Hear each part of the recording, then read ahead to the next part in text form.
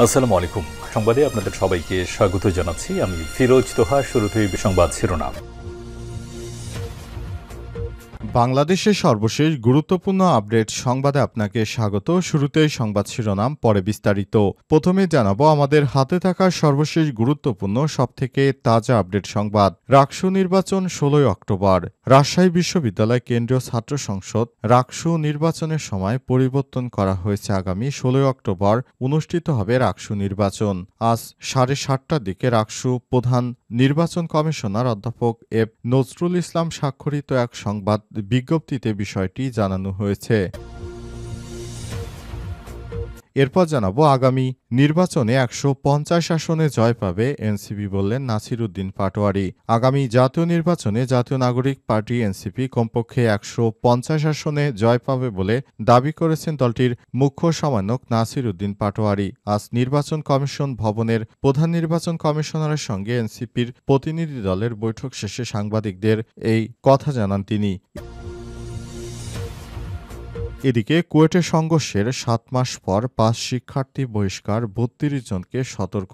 খুলনা প্রকৌশল ও প্রযুক্তি বিশ্ববিদ্যালয় কুয়েটে সংঘর্ষ ও শিক্ষক লাঞ্ছনার ঘটনায় 7 মাস পর জড়িত থাকার অভিযোগে 5 শিক্ষার্থীকে বহিষ্কার করেছে কুয়েট। এছাড়াও 32 জনকে সতর্ক করা হয়েছে। এবারে জানাবো পদোন্নতি পেয়ে এএসপি হলেন 39 জন পুলিশ কর্মকর্তা। পুলিশ পরিদর্শক নিরস্ত্র পদে কর্মরত 39 জন কর্মকর্তাকে পদোন্নতি দিয়ে সহকারী পুলিশ সুপার করা হয়েছে। আজ স্বরাষ্ট্র মন্ত্রণালয় থেকে জারি করা এক প্রজ্ঞাপনে এই তথ্য নিশ্চিত করা হয়।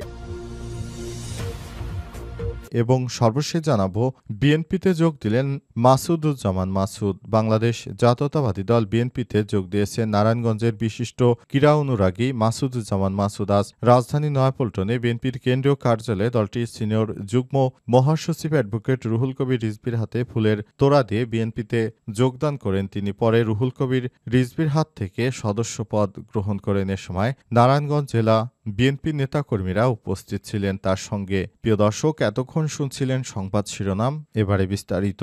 তবে তার আগে বন্ধুরা অনুরোধ থাকবে এই সংবাদটিতে একটি লাইক দিন। এই চ্যানেলে আপনি নতুন হয়ে থাকলে আমাদের সংবাদটি দেখতে দেখতে চ্যানেলটি সাবস্ক্রাইব করে রাখুন। কমেন্ট করে বন্ধুরা আপনার মূল্যবান মতামত জানিয়ে দিন আপনি বিশ্বের কোন দেশ থেকে বা বাংলাদেশের কোন স্থান থেকে আমাদের সংবাদটি দেখছেন এবং শুনছেন। আর বন্ধুরা এই সংবাদটি আপনার সোশ্যাল মিডিয়া ফেসবুকে শেয়ার করে বন্ধুদেরও দেখার সুযোগ করে দিন। এবারে বিস্তারিত।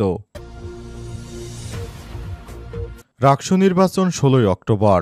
রাজশাহী বিশ্ববিদ্যালয় কেন্দ্রীয় ছাত্র সংসদ রাকসু নির্বাচনের সময় পরিবর্তন করা হয়েছে। আগামী 16 অক্টোবর বৃহস্পতিবার অনুষ্ঠিত হবে রাকসু নির্বাচন। সোমবার 22 সেপ্টেম্বর রাত 7:30টার দিকে রাকসু প্রধান নির্বাচন কমিশনার অধ্যাপক এফ নজরুল ইসলাম স্বাক্ষরিত এক সংবাদ বিজ্ঞপ্তিতে বিষয়টি জানানো হয়েছে। সংবাদ বিজ্ঞপ্তিতে বলা হয়, আজ রাকসু নির্বাচন কমিশন 2025-এর পূর্ণাঙ্গ সভায় আগামী 25 সেপ্টেম্বর অনুষ্ঠিত রাজশাহী বিশ্ববিদ্যালয় রাকসু হল সংসদ ও সিনেট এবং ছাত্র প্রতিনিধি নির্বাচন পূর্বক উদ্ভূত পরিস্থিতি সার্বিকভাবে বিস্তারিত পর্যালোচনা করা হয়। এ সভা লক্ষ্য করে যে রাজশাহী বিশ্ববিদ্যালয়ে বিরাজমান পরিস্থিতি কোনো অবস্থাতেই রাকসু নির্বাচন অনুষ্ঠানের অনুকূল নয়। অনুকূলে না থাকার কারণ হিসেবে সংবাদ বিজ্ঞপ্তিতে বলা হয়েছে, রাজশাহী বিশ্ববিদ্যালয়ের শিক্ষক কর্মকর্তা কর্মচারীদের ঘোষিত কমপ্লিট শাটডাউন কর্মসূচি চলছে। এছাড়াও নির্বাচনে দায়িত্ব পালনে প্রয়োজনীয় সংখ্যক শিক্ষক কর্মকর্তা কর্মচারী অংশগ্রহণ নিশ্চিত করা যায়নি। উপযুক্ত বিবেচনায় রাকসু নির্বাচন উৎসবমুখর, অংশগ্রহণমূলক ও সুষ্ঠুভাবে পরিচালনা করার স্বার্থে কমিশন আগামী 25 সেপ্টেম্বরের পরিবর্তে আগামী 16 অক্টোবর রাকসু নির্বাচন অনুষ্ঠানে সর্বসম্মত সিদ্ধান্ত গ্রহণ করা হয়েছে। এ অনুযায়ী এখন নির্বাচন আগামী 16 অক্টোবর অনুষ্ঠিত হতে যাচ্ছে। নির্বাচনে সবাইকে অংশগ্রহণের জন্য আহ্বান জানানো হয়েছে। আগামী নির্বাচনে 150 আসনে জয় পাবে এনসিপি, বললেন নাসির উদ্দিন পাটোয়ারি। আগামী জাতীয় নির্বাচনে 150টি আসনেই জয়লাভ করবে এনসিপি বলে মন্তব্য করেছেন নাসির উদ্দিন পাটোয়ারি। তিনি আরও বলেছেন, এই নির্বাচনের মাধ্যমে নতুন বাংলাদেশ গড়ার জন্য আমাদের সঙ্গে সারা দেশের মানুষ রয়েছে। আমরা আশা করছি এই নির্বাচনের মাধ্যমে আমরা নতুন বাংলাদেশ গড়তে পারব। তাই সবাইকে বলতে চাই, আগামী নির্বাচনে আমাদের পাশে দাঁড়ান। আমরা ক্ষমতায় গেলে দেশটাকে সুষ্ঠু ও সুন্দরভাবে পরিচালনা করার জন্য আমরা নতুনভাবে ঢেলে সাজাবো। বিগত 53 বছরে আপনারা কি পেয়েছেন? আপনারা দেখেছেন শুধু চেতনার চেতনা। আমরা কোনো চেতনায় বিশ্বাসী নই। আমরা বাংলাদেশের মানুষের যেটা সুবিধা হবে সে অনুযায়ী কাজ করব এবং এই দলের প্রতিনিধিত্ব করবেন আপনারা। সুতরাং আপনাদের বলতে চাই, এই দেশটাকে সুন্দরভাবে সাজাতে হলে আমাদেরকে ভোট দিয়ে জয়যুক্ত করুন। নাহিদ ইসলাম যদি প্রধানমন্ত্রী হয় তাহলে বাংলাদেশের মানুষের যে জন আকাঙ্ক্ষা রয়েছে সেটি তারা পূরণ করতে পারবে। অন্তর্বর্তীকালীন সরকারের প্রধান উপদেষ্টা প্রফেসর ড. মোহাম্মদ ইউনূসের সরকার আগামীর বাংলাদেশ গড়ার জন্য দৃঢ়প্রতিজ্ঞ।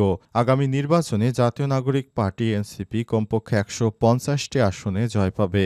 এনসিপির প্রতিনিধি দলের বৈঠক শেষে সাংবাদিকদের সঙ্গে আলাপকালে নাসির উদ্দিন পাটোয়ারি এসব কথা বলেছেন। কুয়েটে সংঘর্ষের ৭ মাস পর ৫ শিক্ষার্থী বহিষ্কার, ৩২ জনকে সতর্ক। খুলনা প্রকৌশল ও প্রযুক্তি বিশ্ববিদ্যালয় কুয়েটে সংঘর্ষ ও শিক্ষক লাঞ্ছনার ঘটনায় ৭ মাস পর জড়িত থাকার অভিযোগে ৫ শিক্ষার্থীকে বহিষ্কার করা হয়েছে। তাদেরকে বহিষ্কার করার পাশাপাশি তারা যেন একাডেমিক কোনো পরীক্ষায় অংশগ্রহণ করতে না পারে সেই সিদ্ধান্ত নেওয়া হয়েছে। জানা গেছে বিগত সময় তারা নানাভাবে সমস্যা ক্রিয়েট করছিল। এ কারণে তাদের বিরুদ্ধে এই ব্যবস্থা গ্রহণ করা হচ্ছে। অন্তর্বর্তীকালীন সরকারের প্রধান উপদেষ্টা দায়িত্ব গ্রহণ করার পর যারা বিগত সময়ে বিভিন্ন দেশে এসব ষড়যন্ত্র করছিল এদেরকে প্রতিহত করতে হবে। তা না হলে নতুন বাংলাদেশ গড়া যাবে না। তাই যারা ফ্যাসিবাদকে সর্বোচ্চ সহযোগিতা করেছিল তাদের বিরুদ্ধে গিয়ে কাজ করতে হবে বলে অন্তর্বর্তীকালীন সরকারের প্রধান উপদেষ্টা প্রফেসর ড. মোহাম্মদ ইউনূস জানিয়েছেন। তাই নতুন বাংলাদেশ গড়ার জন্য তার নেওয়া পদক্ষেপ অনুযায়ী দেশের মানুষকে সুষ্ঠু ও সুন্দরভাবে আগামীতে একটি ভালো বাংলাদেশ গড়ার জন্য সবকিছু করতে হবে। গত 18 ফেব্রুয়ারি ছাত্র রাজনীতি বন্ধের দাবি নিয়ে দ্বন্দ্বের জেরে কুয়েটে ছাত্রদল নেতাকর্মী ও বহিরাগতদের সাধারণ শিক্ষার্থীদের সঙ্গে সংঘর্ষ হয়। এরপরই কুয়েটে এই বহিষ্কারের ঘটনা ঘটল। পদোন্নতি পেয়ে পুলিশের এএসপি হলেন ৩৯ জন পুলিশের কর্মকর্তা। পুলিশ পরিদর্শক নিরস্ত্র পদে কর্মরত ৩৯ কর্মকর্তাকে পদোন্নতিতে সহকারী পুলিশ সুপার করা হয়েছে। আজ স্বরাষ্ট্র মন্ত্রণালয় থেকে জারি করা এক প্রজ্ঞাপনে এই তথ্য জানানো হয়েছে। প্রজ্ঞাপনে বলা হয়েছে, পদোন্নতিপ্রাপ্ত কর্মকর্তারা যথাযথ কর্তৃপক্ষের মাধ্যমে সিনিয়র সচিব স্বরাষ্ট্র মন্ত্রণালয় বরাবর যোগদানপত্র দাখিল করেন।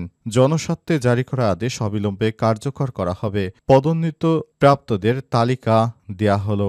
এর মধ্যে রয়েছেন জনাব Mohammad Abdullah Baqi, BP police inspector নিরস্ত্র, ডিএমপি ঢাকা জনাব AKM Nasirullah, BP police inspector PBI Dhaka জনাব এসএম মাসুদুর জামান সিআইডি, জনাব আবুল কালাম আজাদ আরএমপি, জনাব আবুল কালাম বিপি, জনাব সাবেক রেজা আহমেদ বিপি সহ আরও অনেকেই রয়েছেন। এর মধ্যে আরও রয়েছেন জনাব মোহাম্মদ মাহবুবুর রহমান যশোর জেলা, জনাব মীর রেজাউল হোসেন পিবিআই নিরস্ত্র, জনাব মোহাম্মদ মুর্তজা কবির, জনাব মোহাম্মদ মোস্তফা কামাল নাটোর।